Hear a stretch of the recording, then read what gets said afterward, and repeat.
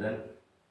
JPN TV வாயிலாக சகோதரனை நெறியாளராக இருந்து சில கருத்துக்களை அவர்களிருந்து பகிர்ந்து கொள்ளுமாறு இங்கே வந்திருக்கிறேன்.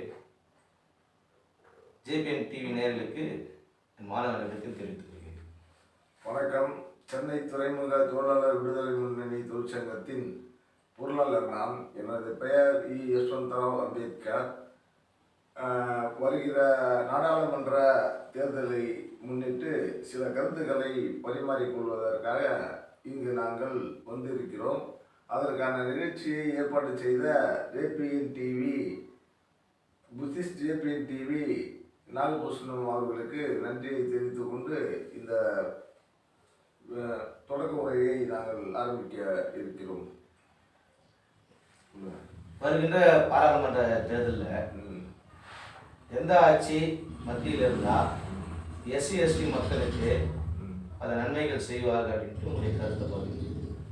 வருகின்ற பாராளுமன்ற தேர்தலில் எந்த ஆட்சி இனிமேல் அரசியல் செய்தால் நாடாளுமன்றத்தை கைப்பற்றினால் நல்லது என்று நினைத்து பார்த்தால் 10 வருடங்களாக பிஜேபி அரசு மக்களுக்காக ஒன்றுமே செய்யவில்லை.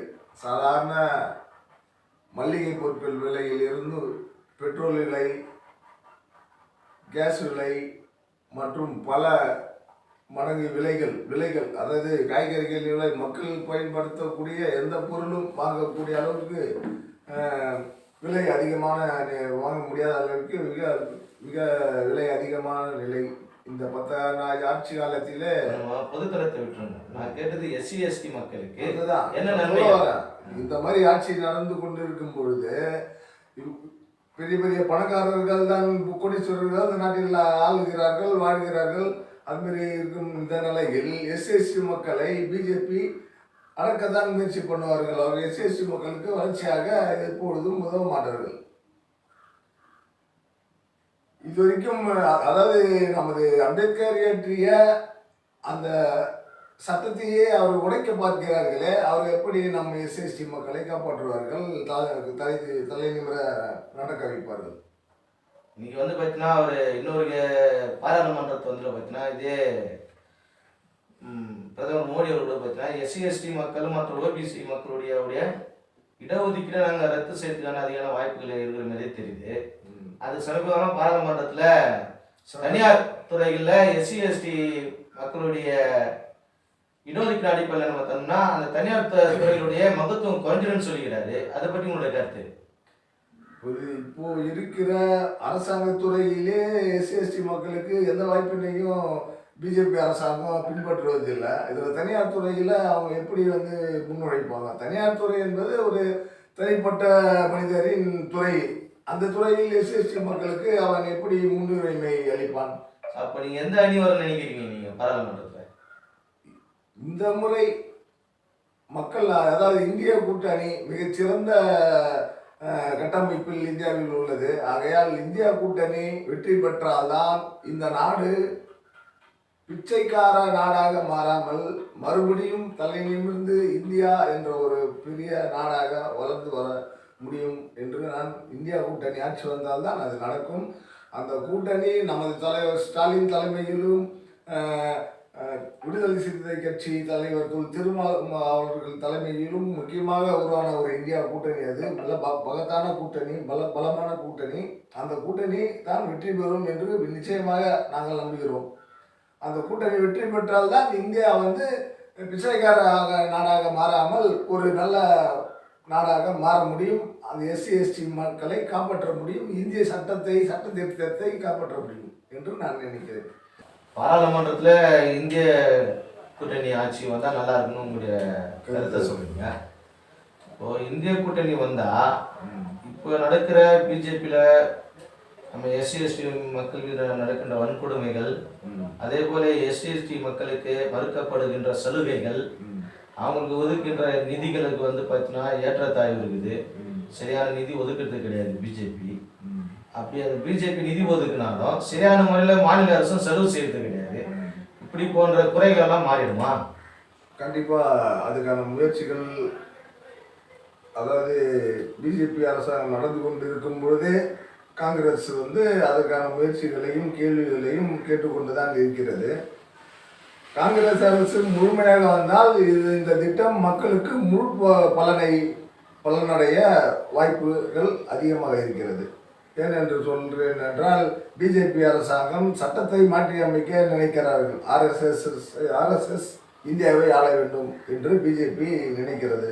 இவங்க 2 பேரும் சேர்ந்து அந்த பெரிய மாபெரும் அந்த ஆட்சி இந்தியாவை பிஜேபியும் ஆர்எஸ்எஸும் ஆள வேண்டும் என்ற திட்டம் போட்டுவிட்டார்கள். அதற்கான ஏற்பாடுகளை நடத்தி கொண்டிருக்கிறார்கள். இதற்கு எதிர்மாறாக தான் காங்கிரஸ் இந்தியா கூட்டணியை ஆரம்பித்து இது வலுவான செயலாற்றி கொண்டிருக்கிறார்கள். அந்த இந்தியா சட்டத்தை இது காப்பாற்ற வேண்டும் என்ற ஒரே எண்ணத்துடன் திருமாவளவன் இந்தியா கூட்டணியை பெரும் முயற்சி செய்து உருவாக்கி நம்ம அம்பேத்கர் எழுதிய சட்ட திருத்தத்தை கடைசி வரை இந்தியா உள்ளவரை அது நிலைநாட்ட வேண்டும் என்று SC/ST மக்கள், OBC மக்களும் அதில் பாடுபட வேண்டும், நலனடைய வேண்டும் என்று மிகவும் பாடுபட்டு இந்த கூட்டணியை உருவாக்கி இருக்கிறார்கள். இந்த கூட்டணி வென்றால் SC/ST மக்களுக்கும் சரி, OBC மக்களுக்கும் சரி நல்ல பலனடைவார்கள். அதற்கான அதாவது இவர்களுக்கான பண்டு மத்திய அரசாங்கத்திலிருந்து தமிழ்நாடு உபயோகம் இல்லாமல் மீண்டும் திரும்பி செல்கிறது.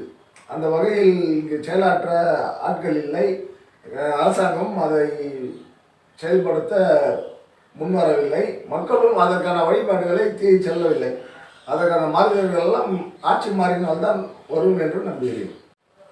கடைசியாக பாரத பிரதமர் இன்னைக்கு தேர்தலுக்காக தமிழ்நாட்டில் பல முறை வந்து போகிறார் பாரத பிரதமர் மோடி. இதே மணிப்பூரில் பயங்கரமான கலவரம் இருந்து அங்கே மக்களுடைய உடைமைகள் அழிக்கப்படுது. அவங்கள பார்த்தீங்கன்னா அவங்க வாழ்வாதாரத்தை சீர்குலைச்சி அங்கேருந்து அப்புறப்படுத்தி அந்த மக்கள் அகதிகளாக அங்கங்கே குகையிலையும் மலை பிரதேசங்களையும் தங்கக்கூடிய சூழ்நிலை இருக்குது. நாட்டை விட்டு வெளியேறுன்ற சூழ்நிலைக்கு அந்த மன உளைச்சிக்கு ஆளாயிட்டாங்க. இந்த நிலைமை இந்திய கூட்டணி வந்தால் அதற்கு மாற்றம் வருமா? இந்திய கூட்டணி மூலியமா வருகின்ற பிரதமர் அதற்கான தீர்வை காணுவாரா? அதாவது மணிப்பூர் மாநிலத்தில் மட்டும் SC/ST மக்கள் பாதிக்கப்படவில்லை. பல மாநிலங்களில் SC/ST மக்கள் மிகவும் மோசமான நிலையில் பாதிக்கப்பட்டு வருகிறார்கள். அதில் மணிப்பூரில் கொஞ்சம் அதிகம். அந்த பாதிப்பு நடந்து கொண்டு இருக்கும் பொழுதே உள்ளே நுழைய முடியாத ஒரு சூழ்நிலையில் காங்கிரஸ் தலைவர் ராகுல் காந்தி உள்ளே நுழைகிறார். வர வேணாம், இங்கே உள்ளே நுழைந்தால் உங்களுக்கு ஆபத்து என்கிறார்கள். அப்பொழுதே அந்த மக்களை சமாதானப்படுத்த வேண்டும், அந்த மக்களுக்கான ஒரு நல்ல ஒரு எதிர்காலத்தை உருவாக்கி தந்து ஒரு கலவரத்தை உண்டு பண்ணாமல் செயலாற்ற வேண்டும் என்று உள்ளே நுழைகிறார். ஆனால் பிஜேபி அரசாங்கம் இருந்த நிலையிலும் பிஜேபி கவர்மெண்ட் அதை பற்றி கண்டுகொள்ளவே இல்லை. அதற்கான ஒரு விஷயத்தை கையில் எடுக்கவே இல்லை. ராகுல் காந்தி உள்ளே போகிறார். ஆனால் ராகுல் காந்தி உள்ளே சென்றார், மக்களை சந்தித்தார். ஒரு ப்ராப்ளம் இல்லாமல் அவரால் முடிந்த அளவுக்கு சமாளித்து மக்களை ஒரு சில வழிமுறைகளை பயன்படுத்தி வெளியே வந்தார். இவர் உள்ளே பாரத பிரதமரானவர் SC/ST மக்கள் தானே, அவர்கள் எப்படி போனால் என்ன, அந்த நிலைமையில் தானே இவர் பணியாற்றி கொண்டிருந்தார். அந்த நிலைமை தொடரும் பொழுது பிஜேபி அரசாங்கம் வந்தால் நம்ம SC/ST மக்கள், OBC மக்களும் பாதிக்கத்தான் படுவார்கள். அவர் எப்படி தலை நிமிர்ந்து வாழ்வார்கள்? எப்படி சட்டத்தையே ஒழிக்க நினைக்கிறவர்கள் நம் சமுதாய மக்களை எப்படி பாதுகாப்பார்கள்? ஆகையால் இந்தியா கூட்டணி மிகப்பெரிய கூட்டணி. காங்கிரஸ் கவர்மெண்ட், ராகுல் காந்தி இளைய தலைமுறையான சிறிய வயதுடைய அவர் வந்தால் மக்கள் SC/ST மக்கள் நல்வாழ்வு வாழ்வார்கள். இந்தியாவில் அவர்களுக்கான பல திட்டங்கள் நிறைவேற்றப்படும். அனைத்து திட்டங்களும் செயல்முறையாற்றப்படும். கரெக்டாக அவர்களுக்கு சென்று பயனடைகிறதா அதையும் அவர்களே மேற்கொண்டு பார்ப்பார்கள்.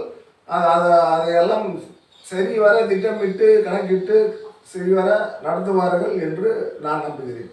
அடுத்தபடியாக இன்னைக்கு பெரும்பாலும் குஜராத், உத்தரப்பிரதேசலாம் பிஜேபி தான் ஆண்டுங்கிறாங்க. ஆனால் அங்கே பார்த்தீங்கன்னா சிறுபான்மை மக்கள் மீது நடத்தப்படுகின்ற வன்கொடுமைகள் ரொம்ப அதிகமாக இருக்குது. ஆனால் இன்னைக்கு மணிப்பூர் ஓரளவுக்கு கொஞ்சம் அது நடந்தாலும் சில காலம் கழிச்சு அது வெளியே தெரிய ஆரம்பிச்சது. ஆனா குஜராத், உத்தரப்பிரதேசம் இது போல பிஜேபி ஆளுகின்ற மாநிலங்கள்ல இன்னும் அங்க நடக்கிற வன்கொடுமைகள் வெளியே தெரியாம இருக்குது. சில பார்வை அதாவது செய்திகள் வந்து கொண்டிருக்கின்றன. அந்த செய்திகள் நியாயமான செய்திகளை ஒளிபரப்புகிறார்கள். அது தினந்தோறும் வந்து கொண்டிருக்கிறது. பிஜேபியின் அரசாங்கத்தால் பாதிக்கப்படுகிற மக்கள் என்னென்ன துன்பப்படுகிறார்கள், அவர்கள் அதாவது பஞ்சாபில் கூட, குஜராத்திலும் பஞ்சாபிலும் அவர் ஆண்ட குஜராத்தில் கூட இன்னும் நடந்து கொண்டு தான் இருக்கிறது பல பிரச்சனைகள். அது நாம் யூடியூப் மூலமாக பார்த்து தான் தெரிகிறது. அரசாங்கம் இருந்தும் இதை கேட்க ஆள் இல்லாமல் இந்த மாதிரி அரசாங்கம் நடந்து கொண்டிருக்குது. இது உடனடியாக மாற்ற வேண்டும்.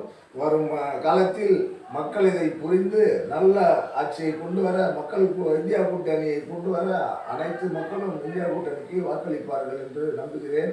அந்த எஸ்சிஎஸ்சி மக்கள் அப்பொழுதுதான் காப்பாற்றப்படுவார்கள். இந்த இந்திய சட்டத்தையும் அப்பொழுதுதான் காப்பாற்றப்படும் என்றும் நம்புகிறேன். இவ்வளோ நேரம் உங்கள் பொண்ணான நேரத்தை எங்களுக்கு ஒதுக்கி புத்திஸ்ட் ஜேபிஎன் டிவிக்கு கேட்ட கேள்விகளுக்கு நல்ல பதில் வரையை தந்தீர்கள். உங்கள் நேரத்தை எங்களுக்காக ஒதுக்கியதற்கு மிக்க நன்றி செலுத்துகிறோம். அதே போல் புத்திஸ்ட் டிவி இருக்கின்ற ஒவ்வொரு நேயர்களும் இதனை பார்த்து உங்கள் கமெண்ட் பதிவில் உங்களுக்கான கமெண்ட் கண்டிப்பாக போடுங்க, அதிக லைக் பண்ணுங்கள். இந்தமாரி நாங்கள் பேசுகிற இந்த கருத்துக்கள் உங்களுக்கு பிடிச்சிருந்தா நீங்கள் லைக் போடுங்க. பிடிக்கலனாலும் எதனால் பிடிக்கல என்பதை பற்றின கமெண்ட்டை நீங்கள் தெரிவிங்க. உங்களுடைய ஆதரவு எங்களுக்கு என்றென்றும் தேவை. புத்திஸ்ட் ஜேபிஎன் டிவி வாயிலாக உங்களுக்கு மீண்டும் வணக்கத்தை தெரிவித்துள்ளேன். இந்த நிகழ்ச்சியை ஏற்பாடு செய்து தந்த புத்திஸ்ட் ஜேபிஎன் டிவி நிறுவனர் நாகபூஷணம் அவர்களுக்கு மிகவும் நன்றி கலந்த வணக்கத்தை தெரிவித்துக் கொள்கிறேன். எனக்கு எனது கேள்வியை தொடர்ந்து கேள்வி கேட்டு அதற்கான விளக்கமான பதிலை பெற்றுக்கொண்ட நமது தலைவர்களுக்கும் நன்றி கடந்த வணக்கங்களை கூறி, ஜேபிஎன் டிவி நன்றி கடந்து வணக்கம் கூறி, ஜேபிஎன் கலந்த வணக்கங்கள். நன்றி, வணக்கம்.